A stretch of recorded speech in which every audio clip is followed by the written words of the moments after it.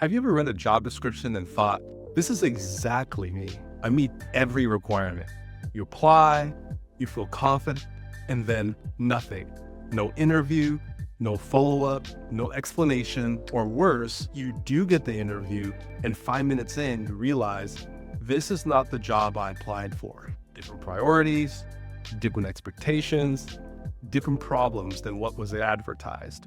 And you walk away thinking, was the job description wrong or did I misunderstand something? Here's the truth most job seekers never get told. Job descriptions and the actual job often do not match, and it's not your fault. In this video, I'm going to explain why this happens, what's really going on behind the scenes, and most importantly, how to protect yourself from being misled, misjudged, or silently rejected because of it. If you ever felt confused or frustrated by the hiring process, this video will connect a lot of dots. If you're a seasoned professional navigating today's job market and want clear, honest insight into how hiring actually works, hit subscribe and tap the bell so you don't miss future videos.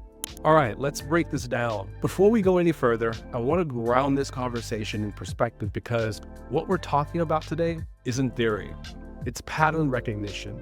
I've spent over 2 decades in recruiting, talent acquisition, and hiring advisory roles, working directly with HR teams, hiring managers, and executive leadership across industries.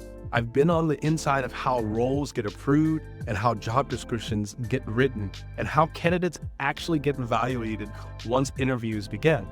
And here's something I can say with complete confidence. Not all job descriptions reflect the actual job, and many of them don't, especially at the senior level. Now, quick context in case we haven't met yet. My name is Chuks Agada. Most people know me as Dr. A. I am an executive career coach and former executive recruiter. Through my work at Career Calibration, I work with experienced professionals, directors, VPs, executives, and senior leaders who are navigating senior level interviews, leadership transitions, and nonlinear career paths where how you tell your story matters just as much as what's on your resume. I help leaders move through hiring processes with clarity, even when their career timelines don't look perfect on paper, and even when the hiring process itself is unclear, inconsistent, or poorly defined. And here's what I've seen consistently on both sides of the table. When there's confusion, frustration, or silence in the hiring process, it's rarely because a candidate isn't qualified. More often, it's because the role wasn't clearly defined internally. The job description didn't reflect the real priorities, or the hiring team was still figuring out what they actually needed. And when that happens, everyone feels the tension. HR, recruiters, hiring managers, and especially the job seeker. That's why today's conversation matters. Because once you understand why job descriptions and actual jobs don't match, you stop internalizing rejection and you start navigating the process more strategically. Now, let's break down exactly where the disconnect starts, beginning with how many job descriptions are written in the first place. In an ideal world, job descriptions are crafted collaboratively. In reality, many job descriptions are written without meaningful input from the direct hiring manager. Here's what often happens. A hiring manager knows they need help. They're overwhelmed, they're stretched thin, so the task of posting the role gets handed off to HR or recruitment with minimal guidance. Sometimes just a title, a vague goal, or a recycled job description from years ago. Meanwhile, the hiring manager is focused on keeping their team afloat, managing deliverables, putting out daily fires. The job description becomes a transaction, not a strategic document. Then weeks later, candidates start coming in, and suddenly the hiring manager says, wait, this isn't what I meant. These candidates aren't what I'm looking for. Why don't they have the experience? And now frustration begins. HR feels misaligned, recruiters feel blamed, candidates feel misled.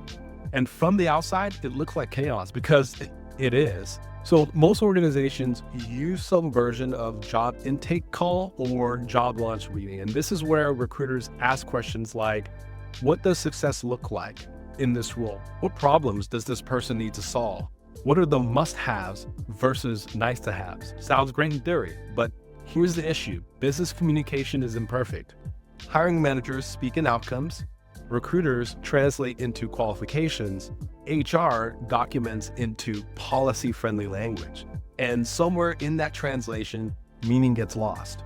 What the hiring manager meant, I need someone who can navigate ambiguity and influence without authority.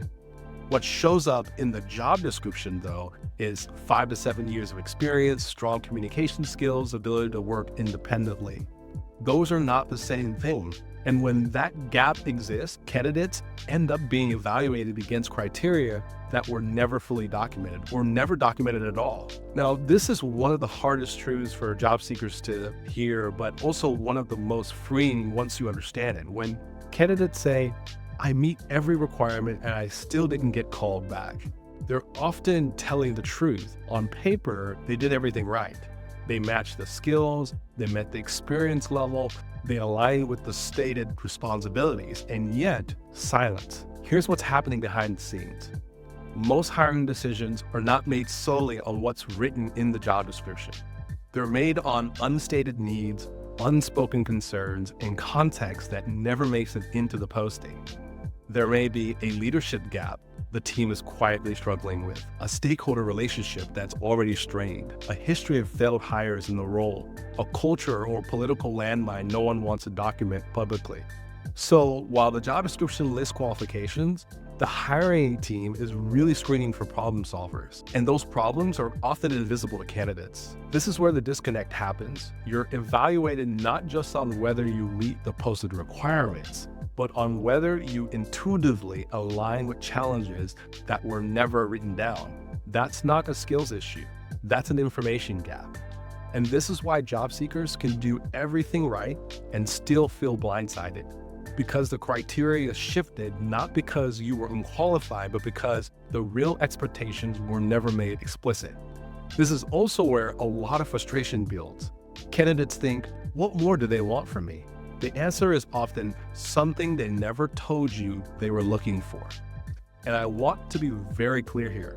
This doesn't mean the system is fair. It means the system is human, imperfect, and often poorly communicated, which is exactly why seasoned professionals can't rely on job descriptions alone. At senior levels, especially, hiring is less about box checking and more about risk reduction. The hiring team is asking, will this person calm the chaos? Can they navigate politics without blowing things up? Will they figure out what's not being said? And none of that shows up in a bullet point. So when you're told, we went in another direction, what they're really saying is someone else aligned more closely with needs we never clearly articulated. That's not a verdict on your ability. It's a reflection of an incomplete hiring process. And once you understand this, you stop over-optimizing resumes for keywords and start positioning yourself around business context, judgment, and problem solving. That shift changes everything. So quick pause here. If this video is speaking to you, do me a favor and tap the like button. It really helps with the algorithm in reaching other professionals who could benefit from this video. And quick question, I always have a question. Have you ever walked out of an interview thinking that role sounded completely different on paper? Drop yes in the comments if that's happened to you. You're not alone. Okay, so this one is uncomfortable to talk about, but it's real. Sometimes the mismatch between a job description and the actual job isn't caused by poor communication or missing information. Sometimes it's because the hiring team itself is unclear. You hear language like, we want a self-starter. We want someone who will come in and shake things up. We're looking for innovation and fresh thinking. And on the surface, that sounds exciting, but when you step into the interview process, a very different reality starts to emerge. The organization may not actually be ready for change. They may not be aligned internally. They may not have the political or leadership maturity to support what they're asking for. So what they say they want reflects aspiration, but what they hire for reflects comfort. And that gap creates confusion for everyone involved. So here's what often happens.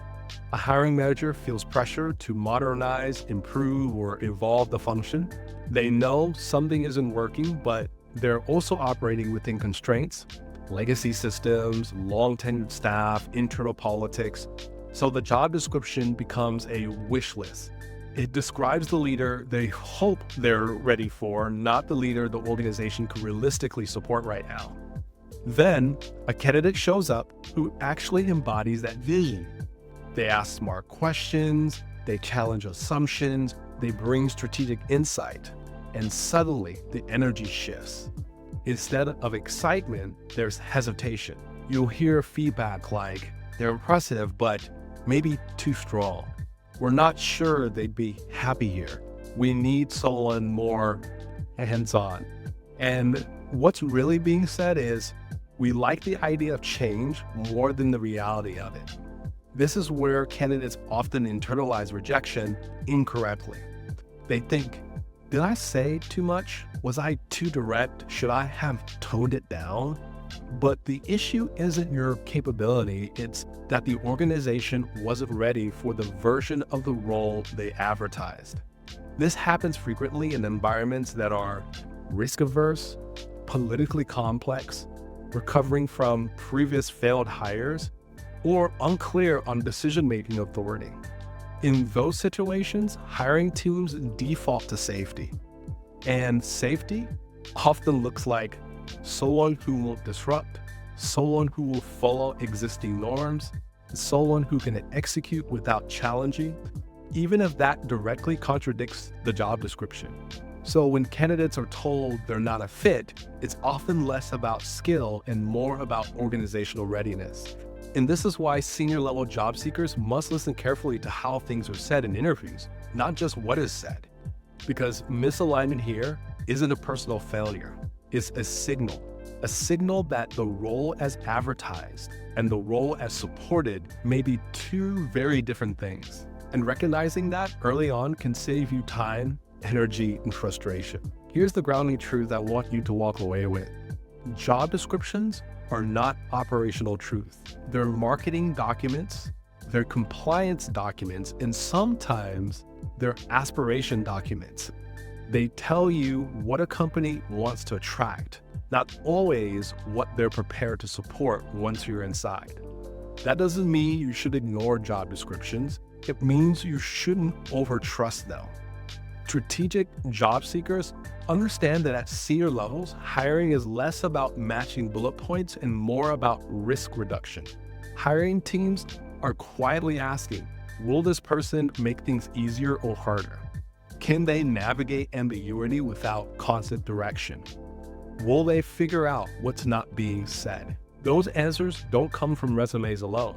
They come from how you ask questions, how you frame past decisions, how you talk about conflict, change, and uncertainty. This is why the most effective job seekers don't just apply and hope. They validate roles through conversations, they listen for hesitation, they pay attention to contradictions between what's written and what's said.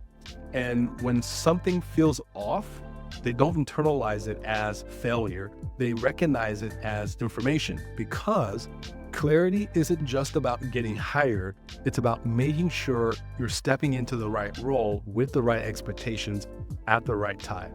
And once you start approaching the job search from that lens, everything shifts. If you're currently navigating a career transition, we'd love to see if we can help. Check out our website at careercalibration.co. I will provide a link in the description below. I look forward to meeting you there. Also, would you like expert job search advice delivered weekly into your inbox? Sign up to join our exclusive email list.